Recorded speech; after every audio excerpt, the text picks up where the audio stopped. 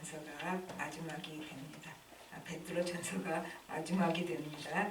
여기 이제 시작이 젊은 사람들, 젊은 자들아, 그러면 나이 젊은 사람들인가, 혹은 여기서 새신자, 초신자들인가, 뭐 그렇게 생각할 수도 있죠. 그러나 사실은 하나님을 향해 나아가면서 계속 배우고자 하는 마음을 가진 모든 성도들이 다 젊은 사람들입니다. 그래서 오늘 주신 말씀은 우리 모두에게 주신 말씀이 됩니다. 근데 이제 5장 5절 시작이 장로들에게 순종하고 그렇게 말이 나옵니다. 다 서로 겸손으로 허리를 동여라, 이렇게 돼 있어요. 이제 겸손하라는 얘기인데, 겸손한 마음을 가지면은 지도자들에게 이제 따를 수 있다, 그 말이죠. 그러니까 지도자가 하나님 뜻에 역행하는 경우만 아니라면은 이제 겸손한 마음 가지면 따라갈 수 있다, 그 얘기가 됩니다. 그러니까 사람들은 하나님 뜻이냐 아니냐보다 자기 생각과 같으면 지도자를 잘 따라가요. 그러나 자기 생각과 지도자 생각이 다르면 안 따라갑니다. 그러니까 여기서 겸손한 마음 가지면 그 성경과 역행되지 않는 한 지도자를 따라갈 수 있다, 그 여기서부터 시작을 합니다. 그리고 이제 서로 겸손으로 허리를 동이라, 이렇게 말을 합니다. 이제 동이다, 여기서는 끈으로 옷을 단단하게 묶어서 이렇게 묶어 놓는 거죠. 그러니까 우리가 경계하지 않고 내버려 두면은 그냥 절로 교만해져요. 우리는 가만히 있으면 교만한 사람들이에요. 자꾸 자기를 쳐서 하나님 앞에서 자기를 점검하지 않는 한 우리는 가만두면 교만한 사람이다.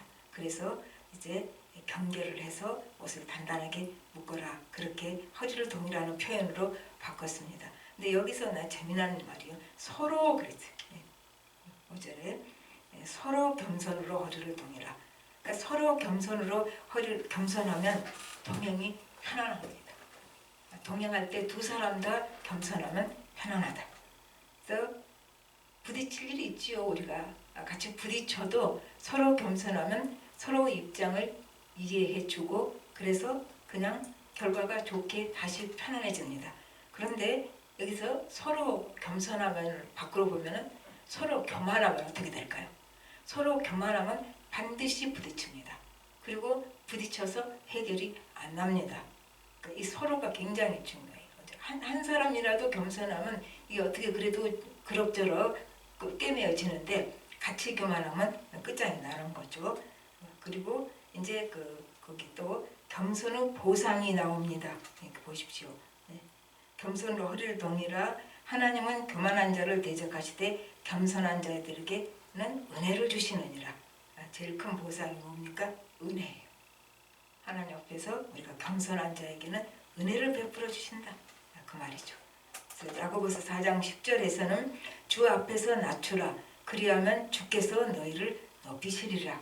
하나님께서 좀 높여주시는 거죠. 가장 높여주시는 것이 뭘까요? 하나님은 깊은 은혜 속에 우리를 들어오게 하신 것.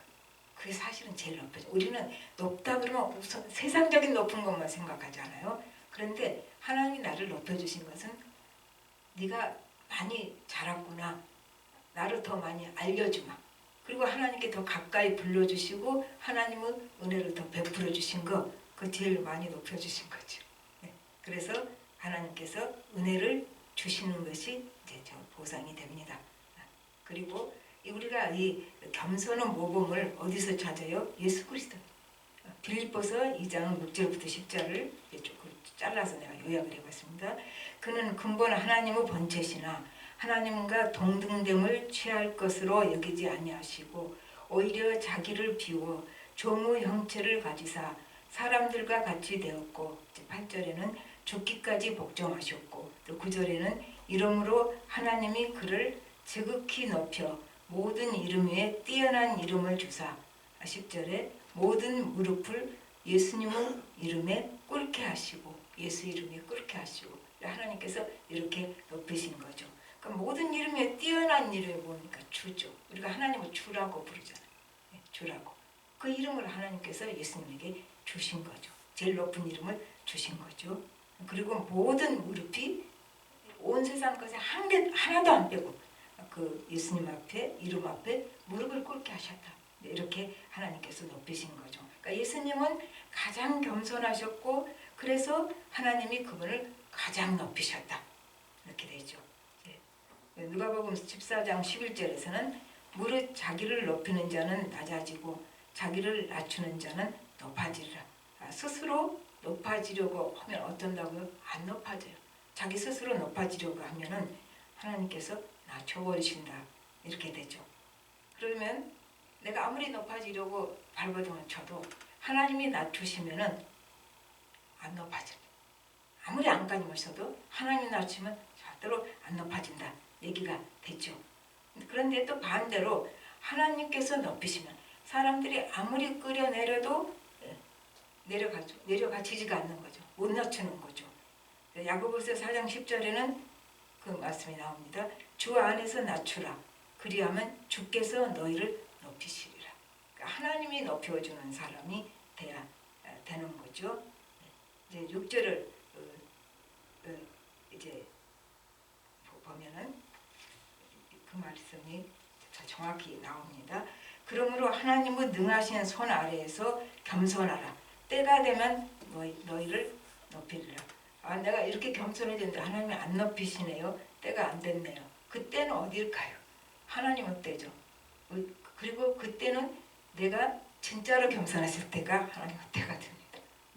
때가 되면 높이시리라 그랬잖아요. 내가 이렇게 낮아지고 겸손해졌는데 하나님이 나를 그냥 두시네. 그냥 두셔요? 아니죠. 하나님이 높이실 자는 그냥 두시는 거 아니에요. 내가 이렇게 낮아지고 이제 더 내려갈 데 없을 때까지 낮아졌는데 하나님께서는 더 낮추십니다. 그 아래에 또 아래가 있어요. 하나님이 낮추시면요. 우리가 생각하는 아래가 아닙니다. 그 아래 또 아래가 있고 거기까지 낮추시고 그리고 또 그 아래가 있어요. 그래서 더 낮추십니다.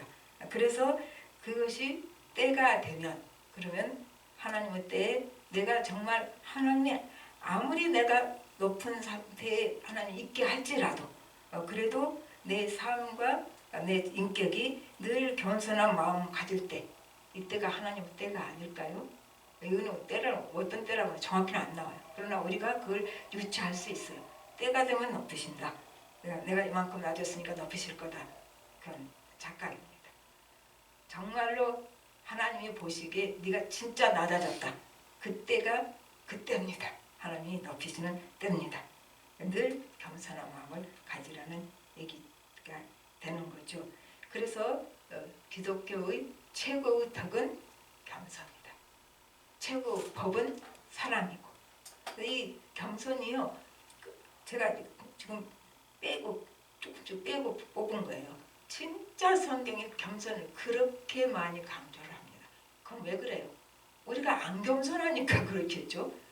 겸손하면 뭐토록 그렇게 겸손의 얘기를 그토록 많이 내놓고 또 이제 구약에서는 오늘 구약까지 못 가니까 구약에서는 그 교만에서 혼난 사람들이 얼마나 많습니까? 잘난 사람들이. 그러니까 하나님께서는 진짜 교만을 싫어하시다.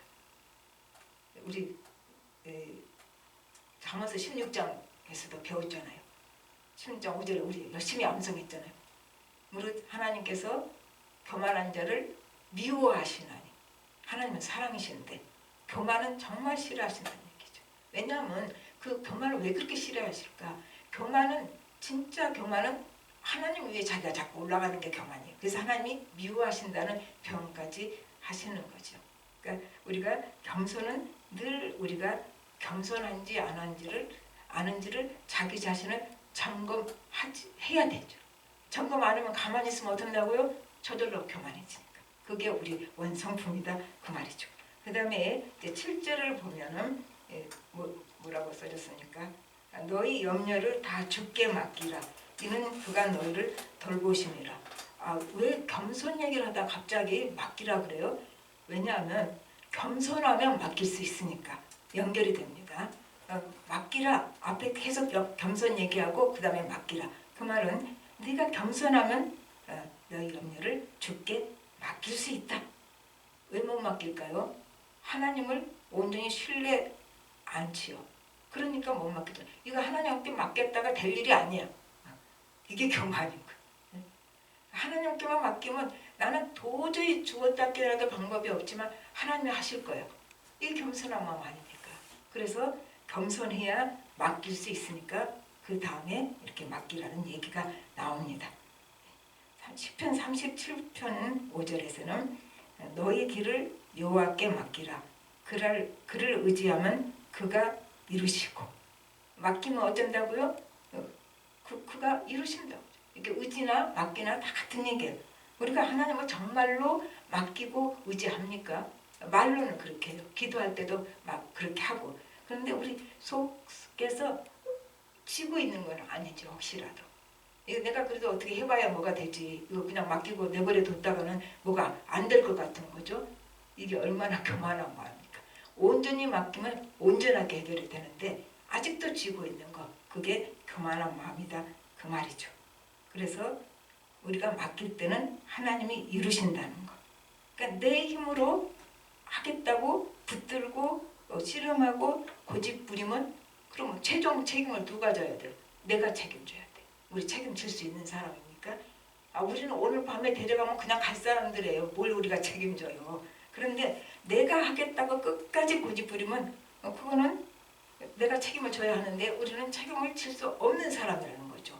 그러니까 내가 책임지겠다고 고집 부리는 일이 아니란 얘기죠. 그래서 가장 안전하게 맡아주실 분에게 이제 맡겨야 되는 거죠. 자신도, 자녀도, 가정도, 생활의 터전도, 교회도, 내 인생도, 내 생명도 포함 안 된 거 하나도 없어요. 내게 관련된 모든 것은 다 이제 하나님께 맡길 때 안전하게 맡아주신다 그 말이죠. 그리고 우리 뭐로 맡겨요? 기도로 맡기죠. 우리가 뭐로 맡깁니까? 기도로 하나님께 맡길 때 하나님의 능력으로 책임져 주십니다. 왜? 자기 책임 됐으니까. 맡겼으니까. 근데 문제가 있어요. 기도 끝나고 나서 도로 그 짐 가지고 가. 기도 끝나고 가서 밤에 잠잘 때 또 걱정해요. 짐 가져온 거예요. 진짜로 맡겼으면 지금 가볍잖아요. 저녁에 푹 자야 되는데 못 자. 그러니까 기도하고 다시 짐 챙겨 들어서 가져가가지고 잠잘 때 그 짐 치고 있어요. 그래서 잠이 안 와요. 그러니까 우리는 그 맡기는 훈련을 참 잘할 수 있어야 되고 그 맡길 수 있다는 그 자체가 겸손한 마음일 때 맡을 수 있다는 얘기가 됩니다. 그 다음에 이제 8절부터 9절까지는 마귀를 대적하라는 얘기가 납니다. 마귀를 대적하라. 먼저 근신하라 깨어라로 시작해요. 마귀를 대적한데 그 말은 마귀 대적할 때 제일 중요한 게 뭐예요? 근신해서 깨어 있어야 마귀를 대적할 수 있다 그 말이죠. 근신하라는 정신을 바짝 차리는 거예요. 그게 근신하라. 이제 그래서 우리가 정신이 바짝 차리지 않을 때는 하나님께서 어떻게 해요? 이제 위기 상황이 앞에 있는데 몰라요 우리는. 근데 정신이 다 풀어져 갖고 있을 때는 하나님이 미리 고난을 허락하시면서 경고를 하십니다. 네가 앞에 지금 사단의 공격이 얼마나 기다리고 있는데 그렇게 풀어져 갖고 되겠느냐? 그래서 고난의 경고장을 우리에게 미리 알려주는 거죠. 나쁜 게 아니에요. 그러면 우리가 정신 바짝 차리고 있기 때문에 마귀의 공격이 와도 우리가 넘어지지 않는 거죠. 마귀는 원래 해방자예요. 해방자. 하나님과 나 사이를 해방시키는 자. 그래서 하나님과 나 사이를 자꾸 갈라놓으려고 이제 마귀가 찾아오기 때문에 마귀를 대적해야 된다. 마귀가 우는 사자같이 사자가 왜 울어요? 배고플 때. 배고파서 우는 사자같이 삼킬 자를 찾고 있으니까 우리가 이렇게 마귀를 대적하려면 정신을 차리고 있어야지 적의 공격을 금방 알아차릴 수 있어요. 방심하고 있으면 적이 코앞에 들어와도 몰라요. 정신 차렸으면 멀리 있어도 봅니다. 그러니까 안전한 거죠. 그래서 근신하라, 정신을 바짝 차려라 얘기가 나옵니다. 사단은 뭘로 무슨 공격을 할까요? 생각을 통해서 공격. 우리 생각을 통해서 공격을. 내가 생각 속에서 이미 마귀한테 적기를 이렇게 내려버리면은 그러면 어떻게? 그럼 이제 완전히 그 공격에 당하는 거죠. 그래서 우리 속에 우리는 항상 아침부터 저녁까지 문제가 있는 사람들이. 그래서 우리들에게 좌절, 절망, 염려, 이거 되겠느냐? 평생 내가 이쯤 져야 되냐? 온갖 쓸데없는 하나님 기뻐하지 않는 생각으로 우리를 끌고 가고 물고 늘어져요. 마귀가 우리 생각을 이렇게 사로잡을 때는 물고 늘어지는 거죠. 떨어버리려고 해도 안 떨어져요. 그 생각 떨쳐버려. 생각 누가 하고 싶어서 하나요? 그게 나를 붙잡고 늘어지는 거죠. 이제 마귀가. 그런데 정신 차리고 있으면 이게 사단의 공격인지를 금방 알고 이제 또 이때 믿음을 굳건히 해서 사단이 가져다 준 생각을 쫓아버려야 된다는 얘기죠. 9절 한번 보십시오. 너희는 믿음을 굳건하게 하여 그를 대적하라.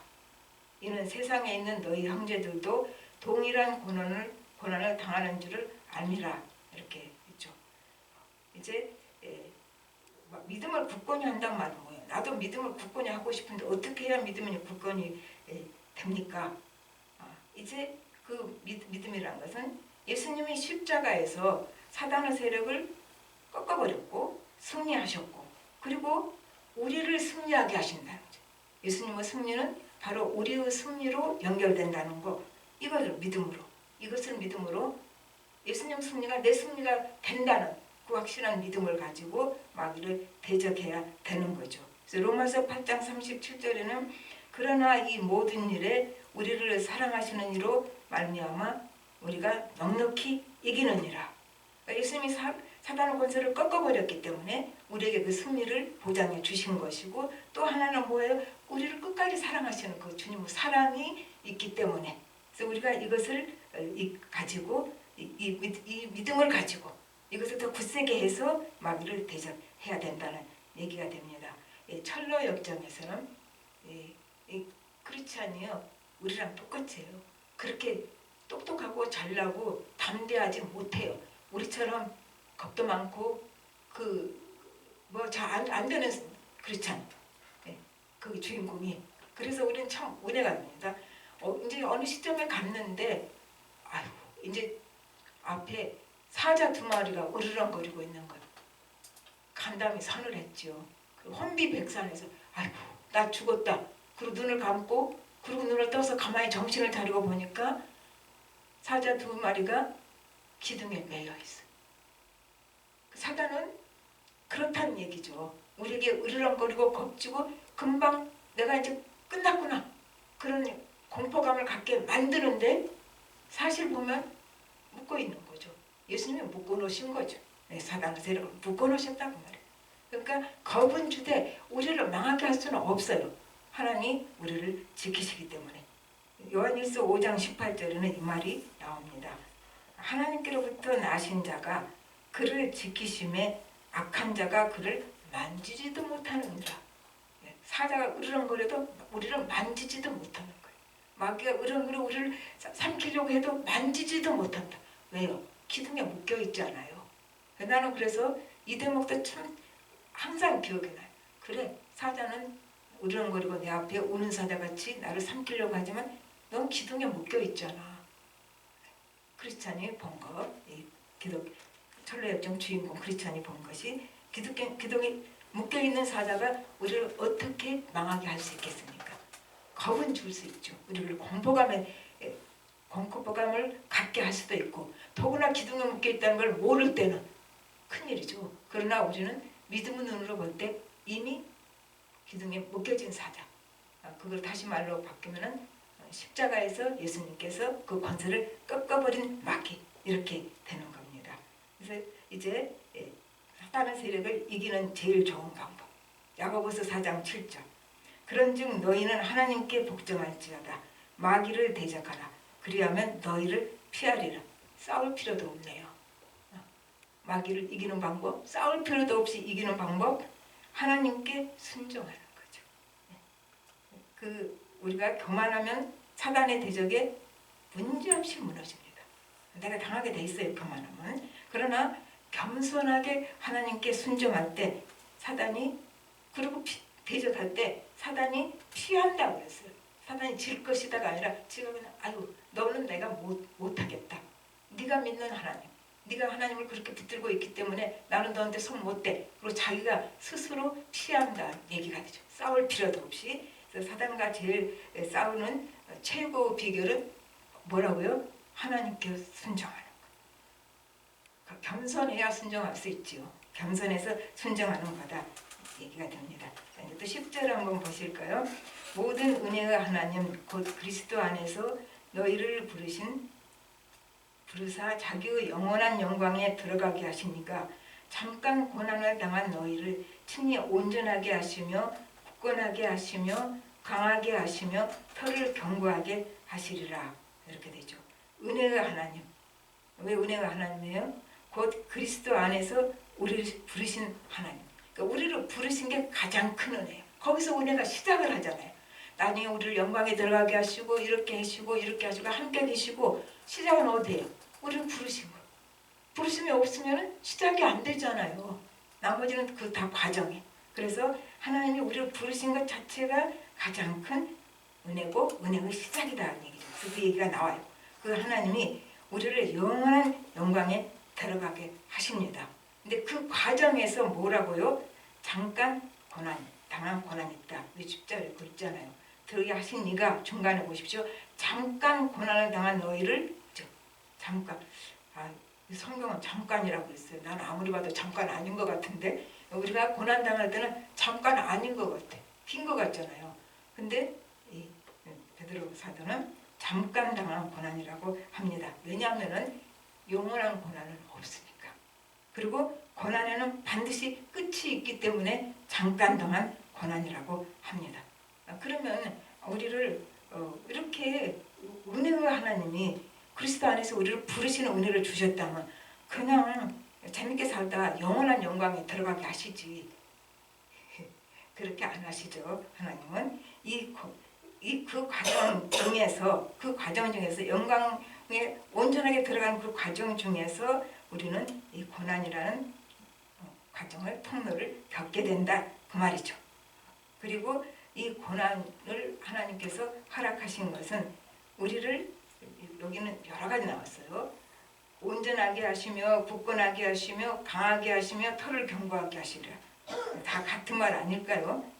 이게 하나님의 자녀다운 인격, 하나님 마음에 드는 그런 품성으로 우리를 만들어 가서 아주 멋진 사람으로 빚어가시기 위한 과정에 이 고난이 뛰어들어 있다. 우리를 빚어가시려면 어떻게 돼요? 그냥 대리석이 멋져요? 안 멋져요. 이거를 조각을 멋지게 해놔야 대리석이 멋진 조각이 됩니다. 그리고 진짜 대리석이 대리석 같아지는 거죠. 아무리 좋은 대리석이라도 이걸 조각을 해놔야지 진짜 대리석의 그 모습을 드러낼 수 있잖아요. 그러니까 우리를 이제 조각을 해 가는 거죠. 그러면 튀어나온 분은 어떻게 할까요? 망치로와 끌로 깨버리잖아요. 이게 고난인 거죠. 너무 속 들어간 거는 뽑아내죠. 그래서 우리를 아름다운 그 작품으로 만들어 가는 그 과정. 그래서 그렇게 돼서 우리가 주님 다시 만날 때는 아주 멋진 사람으로 만나게 하시려고. 그래서 잠깐의 고난이 없을 수는 없다. 그 말입니다. 말씀을 맺어봅시다. 믿음은 하나님에 대한 신뢰예요. 사실. 뭘 믿어요? 하나님이 나를 끝까지 사랑하시고 돌보신다는 거예요. 하나님 그 성품상, 하나님 되심은 우리를 포기할 수 없다는 거죠. 끝까지 나를 사랑하시고 돌보신다는 거. 그리고 그 징표로 아들을 우리에게 주셨잖아요. 나를 사랑하시고 끝까지 돌보신다는 그 징표로 아들을 내게 주셨다면, 그렇다면 나 같은 작은 사람, 내게 일어난 작은 일, 나는 작은데 내한테 일어난 일은 더 작은 일이잖아요. 하나님 보시기에 나같이 작은 사람은 내게 일어난 그 작은 일도 하나님은 대충 하시지 않는 거예요. 이게 하나님에 대한 믿음이에요. 내게 일어난 일 하나님이 그냥 넘어가시지 않는다. 그거를 끝까지 해결해 주신다는 얘기입니다. 그것이 이제 믿음이고 하나님에 대한 신뢰입니다. 그리고 이 과정에서 우리 고난이 없을 수는 없지만 우리가 할 일이 있어요. 이 고난 과정에. 시편 68편 19절 날마다 우리 짐을 지시는 하나님께 맡기는 거예요. 맡기는 것 참 우리가 못 맡깁니다. 우리가 할 수 있는 거는 또 해야 할 일은 맡기는 거다. 세상에 보면 저런 사람은 참 편안하겠다. 이런 사람은 안 편안하겠다. 그렇지 않아요. 누가 편안한가? 고난 없는 자가 아니라 맡긴 자가 편안한 자입니다. 고난이 크고 작고가 문제가 아니에요. 경중을 따지지 맙시다. 완전히 맡긴 사람은 평안해요. 못 맡기니까 작은 것 갖고도 우리는 평안하지를 않습니다. 그리고 우리는 왜 나만 이렇게 고난을 당하나 그 얘기를 할 수 있어요. 우리 아까 빠졌는데요. 9절 후반부에 보십시오. 너희 형제들도 동일한 고난을 당하는 줄을 알미라 그랬잖아요. 그러니까 다 고난이 있다는 얘기가 돼요. 다 고난. 그래서 친구들 중에 보면은 고난이 겉으로 나타나는 거, 뭐 질병이 있다든지 막 이런 거 마음에 걸리고 막 이런 겉으로 나타나는 고난이지만 속으로 있는 고난도 다 있고, 그러니까 우리는 몰라요. 그래서 쟤는 아무것도 뭐 걱정할 거 있어? 그런 친구가 나는 이제 친구지만 목사니까 꼭 털을 달아요. 내가 친구로 얘기하는 거 아니다. 목사한테 얘기한 거다. 그리고 목사한테 얘기한 거다. 그러고 속 얘기를 해요. 그러면 정말 힘든 일. 겉으로 보기 평안한 사람이 속으로는 더 힘든 고난이 있더라고요. 그러니까 우리는 알 수 없어요. 다 그 고난을 겪어가는 과정에 자기가 하나님께로 다가가는 과정 속에서 고난의 통로가 있다면 우리는 이제 어쩔 수 없이 겪어야 되는 거죠. 근데 이것을 맡기고 간 사람은 평안하다. 그러니까 너는 그것밖에 그 정도 고난이니까 맡길 수 있어. 나는 그렇게 말하지 말아요. 자기가 고난을 당할 때는 자기 고난이 제일 크죠. 왜? 당한 사람이 자기잖아요. 다른 사람이 당한 거 아니잖아요. 그러니까 사람마다 자기가 당한 고난이 제일 크다. 그 말 맞아요. 누가 당한 거 아니고 내가 당한 거니까. 그러나 나만 당한다는 말은 틀려요. 다 고난이 있는데 그것을 우리가 모를 뿐이에요. 그리고 내가만 고난 당한다고 막 말할 수 있는 고난은 사실은 그렇게 큰 고난 아니에요. 진짜 큰 고난은 말을 못하는 고난입니다. 할 수가 없어요. 너무 사람들이 그거를 수치스럽게 볼까봐, 자기를 얼마나 무시할까봐 말 못해요. 그러니까 진짜 고난은 말 못하는 고난이에요. 이런 사람들을 얘기를 듣고 겉으로는 다 아무렇지도 않은 척하고 사는 사람들을 생각하면 마음이 참 아픕니다. 그래서 우리는 그 고난은 경중을 따질 것이 아니라 무조건 맡기자. 그러면 편안한 자가 됩니다. 그리고 내 작은 힘으로 그렇게 해보려고 발버둥 쳐도 그거 안 돼요. 그러니까 하나님께 맡겨서 하나님의 돌보심과 하나님의 능력으로 우리 좀 살아봅시다. 다 같이 기도하겠습니다. 하나님 아버지, 주님의 은혜를 감사를 드립니다. 내게 주어진 일 어차피 내 힘으로 해결 못합니다. 우리가 좀 똑똑해져서 하나님께 모든 것을 맡기고 전능하신 하나님의 능력에 우리가 맡김으로 말미암아 하나님의 손에서 하나님 나를 사랑하시는 그 사랑으로 내게 있는 큰 일, 작은 일을 다 하나님의 능력으로 해결해 주시는 그러한 체험을 우리가 할 수 있게 해 주시옵시고, 우리에게 믿음 없음을 불쌍히 여겨 주시사 믿음을 주시사 우리를 하나님을 신뢰하고 모든 것을 맡기게 하여 주시옵소서. 모든 말씀 예수님으로 기도합니다.